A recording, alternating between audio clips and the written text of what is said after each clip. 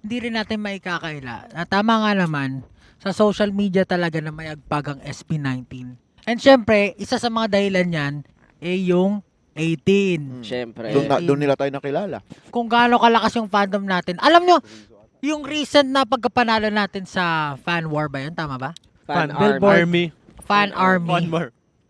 Parang sobrang surreal nun.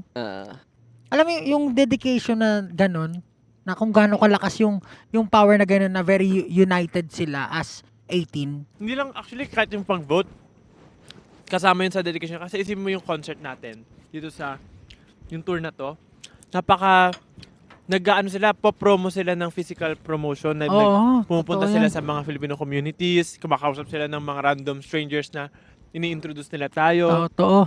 Nakita- Even yung sa LA ba? yung man? LA yung nag-ano tayo, Nag-basking basking. tayo. Grabe yun, ang daming 18 din dun ah. na-explain nila tayo. Pero alam mo yun, kumbaga, syempre, kailangan nga rin naman ng power nila doon kasi naging mas interested yung mga tao. Sino sila? Bakit nyo sila sinusuportahan? And after that, after parang ma-activate na, may nanonood na, parang pinapakilala tayo sa isa. Ayan, SB19 po yan. They're from the Philippines. We're really proud of them. Sobrang grabe And then, yung dedication ng 18. After nun, pag di ba, physical na, ano sabihin, ang next na pupuntahan ng mga strangers na yun, social media. Social I-check media. agad nila tayo, ano Social unang media. makikita nila. Makikita nila YouTube. yung kalokohan ng SB19.